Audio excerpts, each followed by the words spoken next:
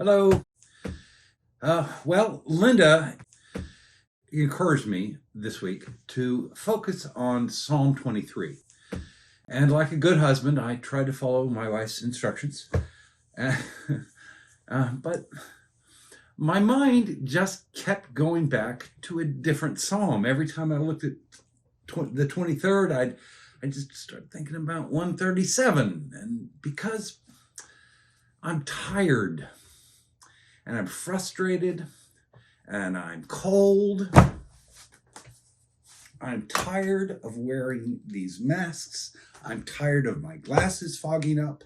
I'm tired about arguing about vaccines or wearing these things or when to wear them, whether we can have church or not, or whether we can have it upstairs or downstairs. I'm tired of seeing the red, white, and blue of my flag not being red, white, and blue. I see it in green and blue and sometimes half Confederate and half red, white, and blue. And I know the people that are flying those flags think that I'm crazy.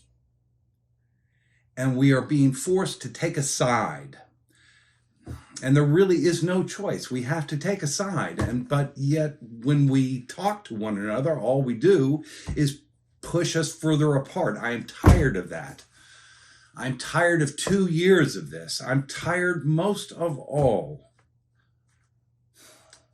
by the sickness, by the people that I love who are sick, by the people who have loved ones that are in rehab centers and ICUs, whose loved ones have passed away, and not being able to visit people when they're sick. And I know I do not have all of those troubles. I know my troubles are small in comparison. But you know what? When you're feeling those things, they're your pain. So I keep going back to Psalm 137. And brother, that author, that poet had something to be mad about. It happens when the poet and all of his people are moved out of their home, their country, their land, their place, and they're given a choice: die or go to Babylon. And he says, by the rivers of Babylon, there we sat down and wept when we remembered Zion, when we remembered our home. On the willows there, we hung our harps because we're not singing anymore. But our captors asked us for songs, and our tormentors asked for mirth, saying, sing us one of the songs of Zion. How can we sing the Lord's song in a strange land? And that's exactly where I feel like I am right now. I feel like I'm in a strange land, a land I don't understand, a land I don't know anymore. How can we sing the songs of the Lord in a strange land? If I forget you, O Jerusalem, let my right hand wither. Let my tongue cling to the roof of my mouth. If I do not remember you, if I don't remember my homeland, my America, as I knew it. If I do not set Jerusalem above my highest joy, remember, O Lord. Now see, this is the first time the poet talks to the Lord. It's the only time. He says, you were there too. You saw it when they came in on the day of Jerusalem's fall, how they said, tear it down to its foundations. O daughter of Babylon, you devastator. You can think of a much stronger word there. Fill it in as you want. How happy they will be who pay you back what was done to us. An eye for an eye, tooth for a tooth. Don't tread on me. Happy shall they be who take your little ones and dash them against a rock. Now, there is no angrier person than that. As I say, I have all kinds of things to be thankful and grateful for. I have a good life. I have good relationships. I have a job. I have nice things to wear.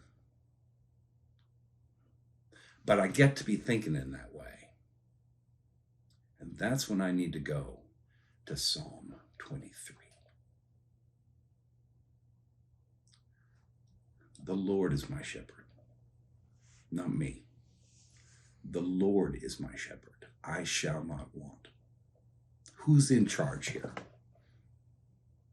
Who's in charge? Is it me and my ego and my mind? Or is it God? He makes me lie down in green pastures. That's the first thing that he does.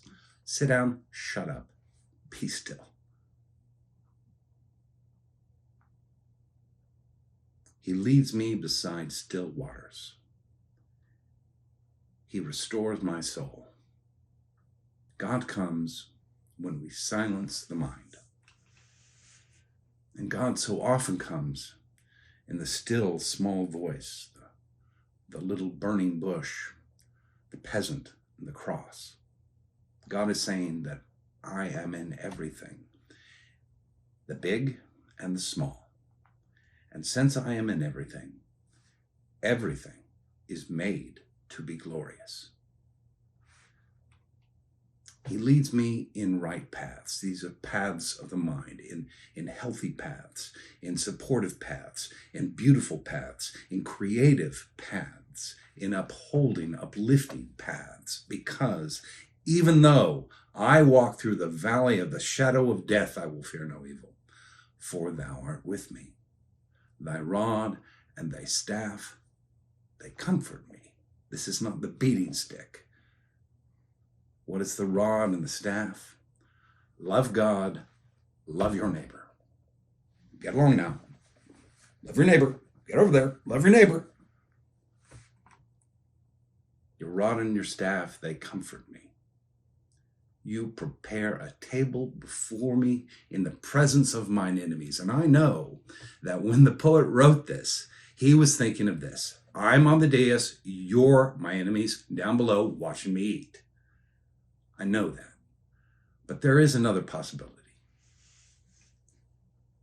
They are with the table with him because they're no longer his enemies. You prepare a table for me in the presence of my enemies. Because if I have no enemies, surely goodness and mercy shall follow me all the days of my life, and I will dwell in the house of the Lord forever. The next time that I get agitated, the next time those thoughts come back, I'm going to sit down and I'm going to say that poem. Let's say it again together. You know the words, but let the poet speak to you. Let the poet say what it will.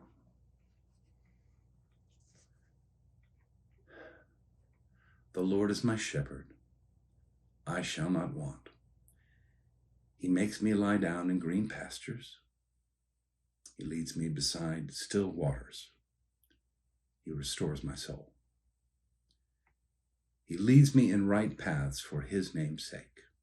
And even though I walk through the valley of the shadow of death, I will fear no evil, for thou art with me. Thy rod and thy staff, they comfort me. You prepare a table before me in the presence of my enemies. You anoint my head with oil.